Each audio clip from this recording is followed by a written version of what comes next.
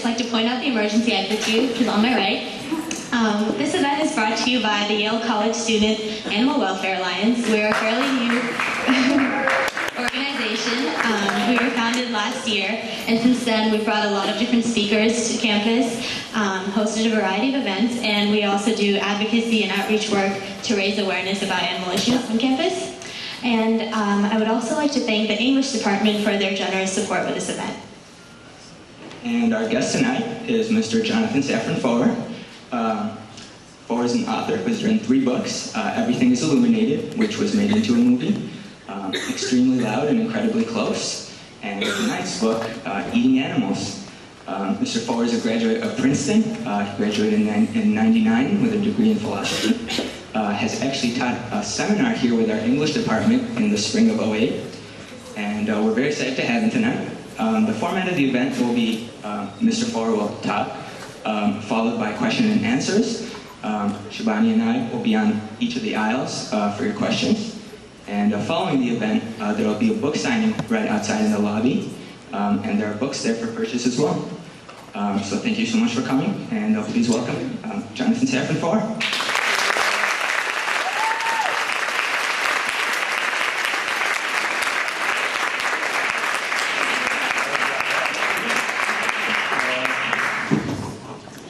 Can you hear me, okay?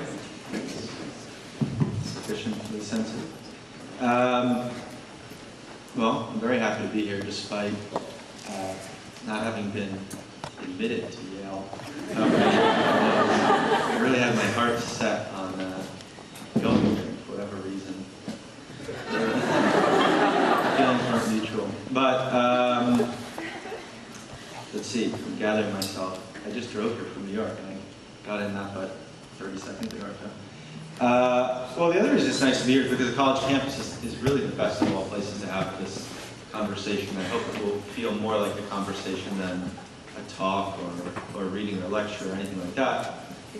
And I say a college campus is the best place because of a couple of reasons. One, your choices matter more than the choices of the average, let's say, bookstore audience, when the ages tend to be quite a bit older. You're certainly the most important consumers in the country. And also, the most available to change. You know, this has been shown out in all kinds of different ways, that basically the younger you are, the more easy it is to change fundamental things about your lives. And it's a real parabola as you get older, as you're my age even. It starts to become quite difficult. So I'm very, very happy to speak to people for whom change might be somewhat not only more easy but more attractive. And also because 18% now of college students in America describe themselves as vegetarian, and there are more vegetarians than Catholics in American universities. And that's not in and of itself anything to applaud. It's just statistic. And about half of college students have said they wish there were more vegetarian options than they eat.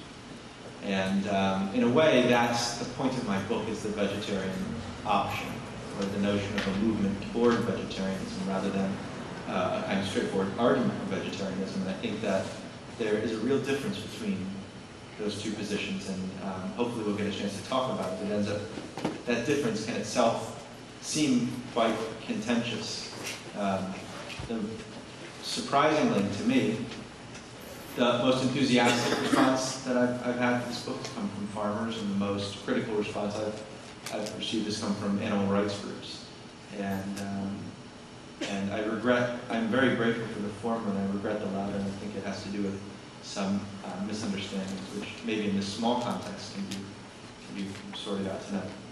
So I thought what I would do is read just a very little and then open it up to questions. So it can be more like a conversation. I don't think there's anything, I think hearing a poem aloud can be a really nice experience and an informative one. Hearing a novel aloud can sometimes be sort of okay. But nonfiction, I don't think much of anything is gained by hearing nonfiction read aloud by its author. So I'm going to keep it pretty short. I do think a lot can be gained from taking advantage of the fact that I'm alive and here, and you're alive and you're here, and can speak to one another, which is not something that happens all that often. So what I'm going to do is read a little bit from, and skip around a bit from in the third chapter of the book, which takes the form of a kind of dictionary. And I think that the form itself is explained in the first entry, which is animal. Before visiting any farms, I spent more than a year wading through the literature about eating animals. Histories of agriculture, industry and USDA materials, activist pamphlets, relevant philosophical works, and the numerous existing books about food that touch on the subject of meat. I frequently found myself confused. Sometimes my disorientation was the result of the slipperiness of terms like suffering, joy, and cruelty. Sometimes it seemed to be a deliberate effect. Language is never fully trustworthy, but when it comes to eating animals, words are often used to misdirect, or are as often used to misdirect and camouflage as they are to communicate. Some words, like veal, help us forget what we're actually talking about.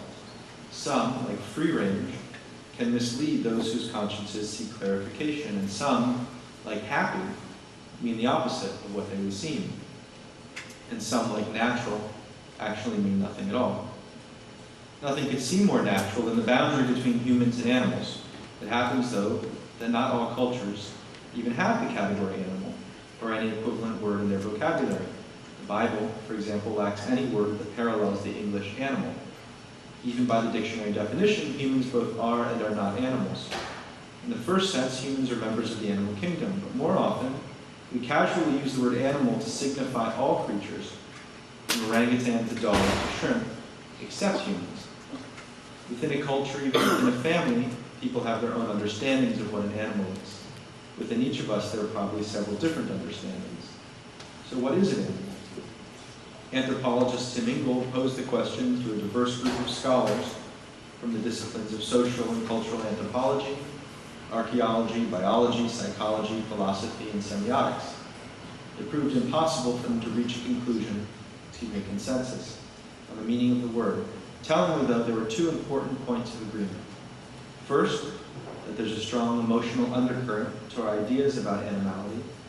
And second, that to subject these ideas to critical scrutiny is to expose highly sensitive and largely unexplored aspects of the understanding of our own humanity. To ask what is an animal, or I would add, to read a child a story about a dog, or to support animal rights, is inevitably to touch upon how we understand what it means to be us, and not them. It's to ask what's a human. Anthropocentrism, this is the second one. The conviction that humans are the pinnacle of evolution, the appropriate yardstick by which to measure the lives of other animals and the rightful owners of everything that lives. Anthropodenial, the refusal to concede significant experiential likeness between humans and the other animals, is when my son asks if our dog George will be lonely when we leave the house, and I say George doesn't get lonely. Anthropomorphism, the urge to project human experience onto the other animals, as when my son asks if George will be lonely. The Italian psychologist Emanuele Sinami Spada wrote, "Anthropomorphism is a risk we must run because we must refer to our own human experience in order to formulate questions about animal experience. The only available cure for anthropomorphism is the continuous critique of our working definitions in order to provide more adequate answers to our questions and to the embarrassing problem that animals present to us." So what is the embarrassing problem? That we don't simply project human experience onto animals, we are and are not animals. I think I will skip unexpectedly, because I wasn't expecting to 2 pages. The last 2 pages I'll read.